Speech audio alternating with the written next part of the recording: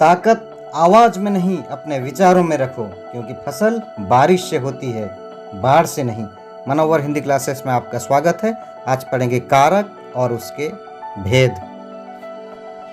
कारक का शाब्दिक अर्थ है क्रिया को करने वाला, अर्थात क्रिया को पूरी करने में किसी न किसी भूमिका निभाना।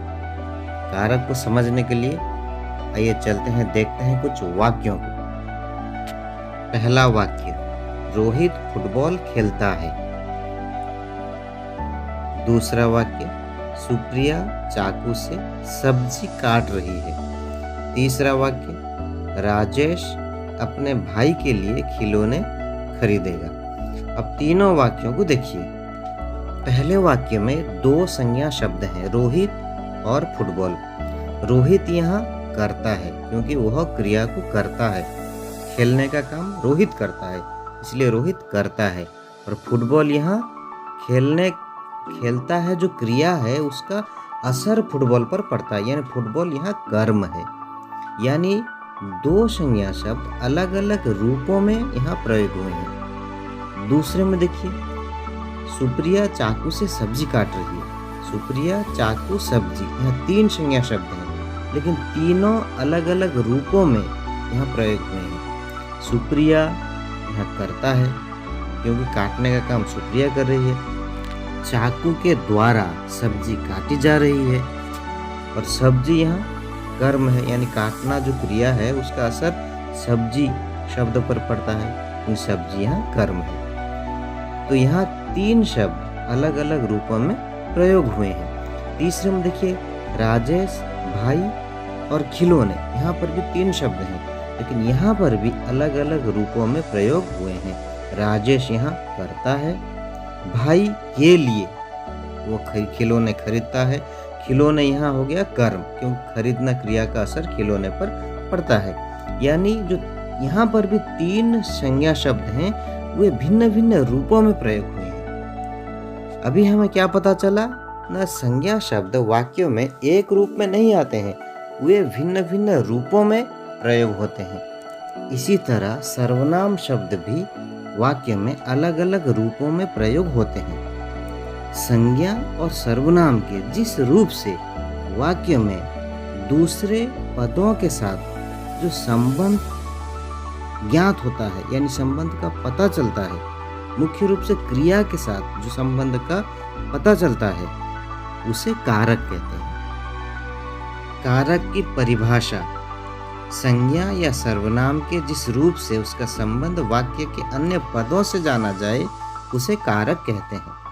कारक को प्रकट करने के लिए जिन चिन्हों का प्रयोग किया जाता है उन्हें कारक की विभक्तियां या परसर्ग कहा जाता है। जैसे गौतम ने आम खाया, यहाँ ने एक परसर्ग है, पर का अर्थ है बाद में।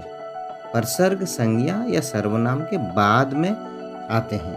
गौतम ने आम खाया, अध्यापक ने छात्रों को पढ़ाया, चिड़िया डाल पर बैठी है। कारक 8 प्रकार के होते हैं। सबसे पहले कर्ता कारक, क्रिया को करने वाला या कराने वाला कर्ता कारक होता है। इसका परसर्ग है ने। कभी कभी परसर्ग नहीं लगता है, जैसे गोपाल खेलता है, यहाँ परसर्ग लगा नहीं है, लेकिन यह कर्ता कारक में है क्योंकि खेलने का काम गोपाल कर रहा है। ने परसर्ग कब लगता है? जब क्रिया सकर्मक हो और भूतकाल में हो, तब कर्ता पद के साथ ने परसर्ग लगता है। जैसे गोपाल ने केला खाया, रमेश ने रोटी खाई। ने परसर्ग का प्रयोग कब होता है और कहाँ कहाँ होता है और कहाँ कहाँ नहीं होता है, इसके लिए मैं एक पाठ बना के लेके आने वाला हूँ, आप जरूर उसे पढ़ना। अब देखते हैं कर्म कारक। दूसरा कारक जो है कर्म कारक, जिस पर क्रिया का फल पड़ता है, यानी क्रिया का असर जिस संज्ञा या सर्वनाम पर पड़ता है उसे कर्म कारक कहते हैं। इसकी विभक्ति या परसर्ग है को। जैसे राम गोपाल को देखता है, किसान ने बैलों को खिलाया आदि। तीसरा करण कारक, जिस साधन से क्रिया की जाए, यानी जिसके द्वारा क्रिया की जाए। जैसे मैं चाकू से आम काटता हूँ। हूँ। तो यह करण कारक है, इसकी परसर्ग है से, के द्वारा। चौथा है संप्रदान कारक, जिसके लिए क्रिया हो या जिसे कुछ दिया जाए वहाँ संप्रदान कारक का प्रयोग होता है। संप्रदान का अर्थ है प्रदान करना या देना। जैसे तुम गरीब को अन्न दो, मैंने भिखारी को कंबल दिया आदि। याद रखिए कर्म कारक का को और संप्रदान कारक का को में अंतर है। इस अंतर के लिए भी हम एक पाठ बना के लिखाएंगे, उसको पढ़ना। फिर भी यहाँ याद रखिए कर्म कारक का को क्या है ना, क्रिया का असर जिस पर पड़ता है वह कर्म कारक है। जैसे अध्यापक ने छात्रों को पढ़ाया, यहाँ छात्रों को कर्म कारक है। लेकिन संप्रदान कारक क्या होता है ना, जिसके लिए कुछ किया जाता है या जिसे कुछ दिया जाता है। जैसे तुम गरीब को अन्न दो, तो यहाँ गरीब को संप्रदान कारक है। उसके बाद देखिए 5 में अपादान कारक, अलग होने का भाव जहाँ होता है वहाँ अपादान कारक होता है। इसकी विभक्ति या परसर्ग है से। जैसे पेड़ से पत्ते गिरे, यानी पेड़ से पत्ते अलग हो गए। तो से भी करण कारक में है और से अपादान कारक में भी है, दोनों में अंतर है। करण कारक का जो परसर्ग से है वह क्या है ना, उसके द्वारा, के द्वारा के अर्थ में प्रयोग होता है। यानी हम साइकिल से जा रहे हैं, यानी साइकिल के द्वारा हम जा रहे हैं। अगर साइकिल को हटा दिया जाए तो हम नहीं जा सकते। मोबाइल से हम बात करते हैं तो मोबाइल के द्वारा हम काम करते हैं। लेकिन अपादान कारक का जो से है उससे क्या होता है, अलग होता है। यानी टेबल या मेज से डस्टर गिर गया तो वहाँ से अलग हो गया। छत से बंदर कूदा, यानी छत से बंदर अलग हो गया, तो यहाँ अपादान कारक होता है। उसके बाद देखिए संबंध कारक, जिससे संज्ञा या अन्य पदों से संबंध ज्ञात हो, वह संबंध कारक होता है। जैसे का, के, की या रा, रे, री। जैसे उसका भाई, गोपाल की गाय, बच्चों के खिलौने। रा, रे, री कहाँ लगता है, मेरा, मेरे, मेरी, हमारा, हमारे, हमारी, मेरा मस्तक, हमारी गौशाला, हमारे खेत। ये थे संबंध कारक। अधिकरण कारक, अधिकरण कारक क्रिया होने का स्थान या समय जहाँ पता चलता है उसे अधिकरण कारक कहते हैं। इसकी विभक्ति है में, पर। जैसे कमरे में मेज है, मेरे मामा गांव में रहते हैं। पेड़ पर बंदर बैठा है, मेज पर किताब है आदि। 8वां संबोधन कारक, जिससे संबोधित किया जाए, यानी शब्द के जिस रूप से किसी को पुकारने या बुलाने का भाव प्रकट हो उसे संबोधन कारक कहते हैं। हे लड़के, अरे रिक्शा वाला, जब हम ऐसा कहते हैं तब यह संबोधन कारक होता है। तो सबसे पहला कारक कौन सा होता है, कर्ता कारक। यानी कर्ता का अर्थ है काम करने वाला। संज्ञा या सर्वनाम के जिस रूप से क्रिया करने वाले का बोध हो उसे कर्ता कारक कहते हैं। जैसे गीता नाचती है, गोपाल ने खाना खाया, प्रियंका ने पाठ पढ़ा। दूसरा कर्म कारक, वाक्य में क्रिया का फल जिस संज्ञा या सर्वनाम पर पड़ता है उसे कर्म कारक कहते हैं। जैसे माँ ने बालक को सुलाया, अध्यापक ने छात्रों को पढ़ाया।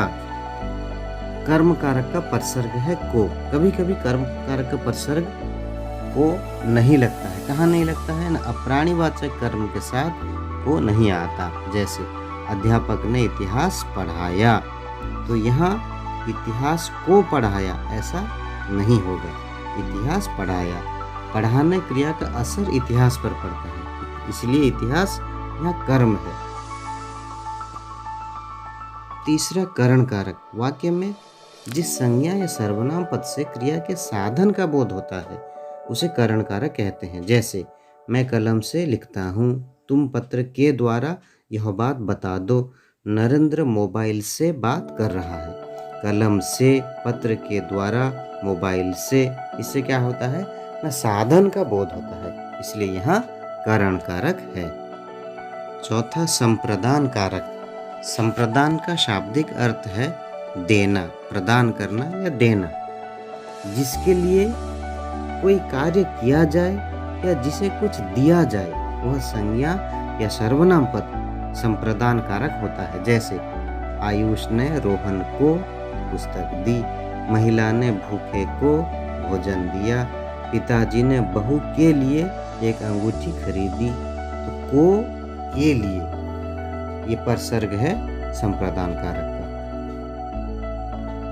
पांचवा अपादान कारक। संज्ञा या सर्वनाम के जिस रूप से अलग होने का भाव प्रकट हो वहाँ अपादान कारक होता है। इसका परसर्ग होता है से। जैसे चिड़िया पेड़ से उड़ गई, पेड़ से पत्ता गिरा, नदी पर्वत से निकलती है। यानी अलग होने का भाव प्रकट होता है। चिड़िया पेड़ से उड़ गई मतलब चिड़िया पेड़ से अलग हो गई। इसी तरह पेड़ से पत्ता गिरा, पेड़ से पत्ता गिर करके पेड़ से अलग हो गया। पर्वत से नदी अलग हो गया। छठा संबंध कारक। संज्ञा या सर्वनाम के जिस रूप से क्रिया से भिन्न किसी दूसरे शब्द के साथ संबंध जाना जाता है उसे संबंध कारक कहते हैं। जैसे रमेश का भाई खेल रहा है, मकान के कमरे खुले हैं, मेरे पिताजी अध्यापक हैं। सातवां अधिकरण कारक। संज्ञा या सर्वनाम के जिस रूप से क्रिया के आधार या उसके होने का स्थान का या समय का बोध होता है उसे अधिकरण कारक कहते हैं। जैसे डाल पर तोता बैठा है, बच्चे कक्षा में बैठे हैं। आठवां संबोधन कारक। शब्द के जिस रूप से किसी को बुलाने या पुकारने का भाव प्रकट हो उसे संबोधन कारक कहते हैं। संबोधन का अर्थ पुकारना। जैसे अरे श्याम इधर आओ, हे ईश्वर मेरी रक्षा करो। कारक और उनके परसर्गों पर फिर से एक नजर डालते हैं। कर्ता कारक ने, कर्म कारक को, करण कारक से के द्वारा, संप्रदान कारक को के लिए, अपादान कारक से, संबंध कारक का के की या रा रे री, अधिकरण कारक ने पर, संबोधन कारक के अरे आदि। याद रखिए ने परसर्ग का प्रयोग कब होता है, कहाँ कहाँ नहीं होता है, इसके लिए मैं एक विशेष पाठ बनाकर लेकर आऊँगा, आप उसे ज़रूर पढ़ेंगे। इसी तरह को, कर्म कारक को और संप्रदान कारक को, इनमें क्या अंतर है। इसी तरह और एक है करण कारक से, अपादान कारक से, इन दोनों में क्या अंतर है, इसके लिए मैं एक पाठ बनाकर लेकर आऊँगा। कारक पार्ट 2, कारक भाग 2, उस पाठ को ज़रूर आप लोग पढ़ेंगे। तो अभी आप लोगों का एक सेल्फ टेस्ट होगा। तो बच्चों एक कागज़ ले लो, अपना नाम लिखो, ऊपर लिख दो सेल्फ टेस्ट या आत्म परीक्षण। 1, 2, 3 ऐसे 10 नंबर दे दो। उसके बाद प्रश्न आएंगे, प्रश्न ऑब्जेक्टिव टाइप के रहेंगे। एक प्रश्न के लिए 1 नंबर, तो ऐसे 10 प्रश्न 10 नंबर। एक प्रश्न रहेगा, उसके बाद एक वहाँ काउंटडाउन टाइमर वहाँ रहेगा। टाइम आउट के बाद फिर दूसरा प्रश्न आ जाएगा। तो ऐसे एक एक करके 10 प्रश्न आएंगे। देखते हैं आप लोग कितने नंबर रखते हैं। पहला प्रश्न, अपादान कारक में कौन सी विभक्ति आती है। ये ने, बी से, सी के लिए।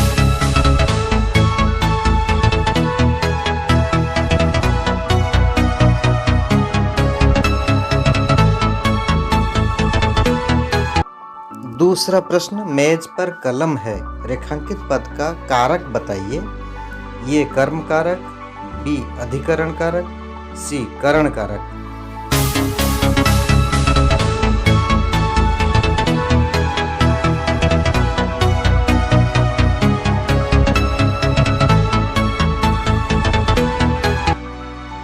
तीसरा, कारक कितने प्रकार के होते हैं। ये 4, बी 7, सी 8।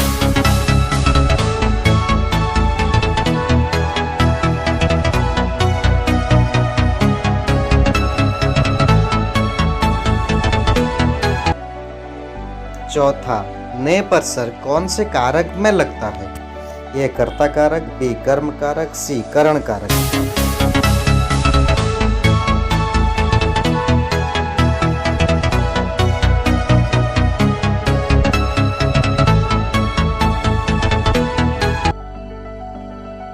माँ ने बच्चे को दूध पिलाया, रेखांकित शब्द का कारक बताइए। ये कर्ता कारक, बी कर्म कारक, सी संप्रदान कारक।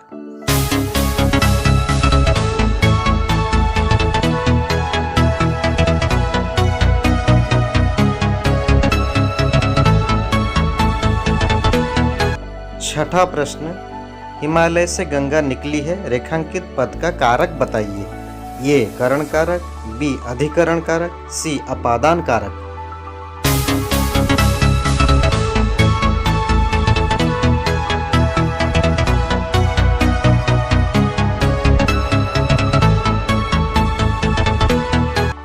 सातवां प्रश्न, अजय की कलम में कौन सा कारक है? ये संबंध कारक, बी संबोधन कारक, सी कर्म कारक।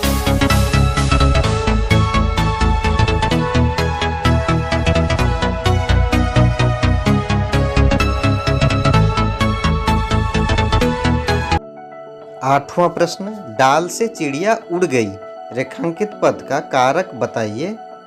ये करण कारक, बी अपादान कारक, सी कर्म कारक।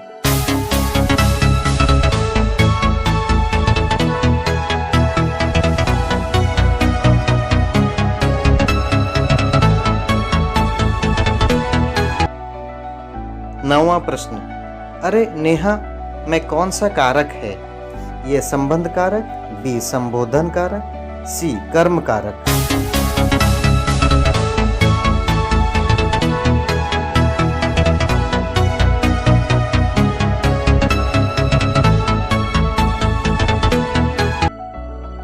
दसवां प्रश्न, बढ़ई ने आरी से लकड़ी काटी, रेखांकित पद का कारक बताइए। ये करण कारक, बी संप्रदान कारक, सी अपादान कारक।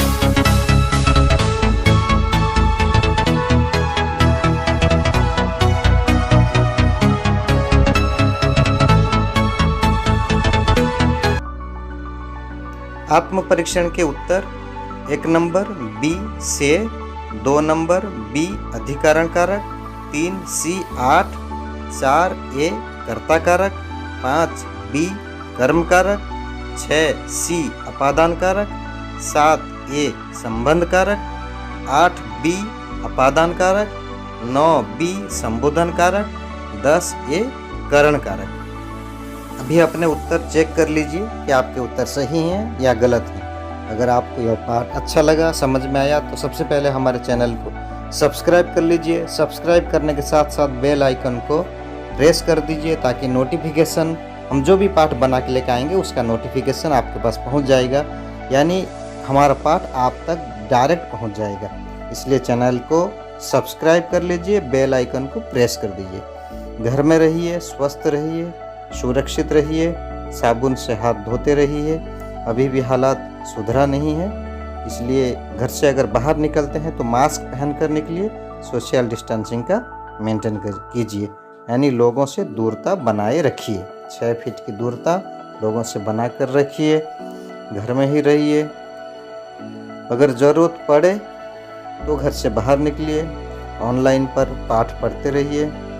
घर में रहिए, स्वस्थ रहिए, सुरक्षित रहिए, अपना ख्याल रखिए और गुरुजनों का भी ख्याल रखिए, अपने माता पिता का ख्याल रखिए। धन्यवाद।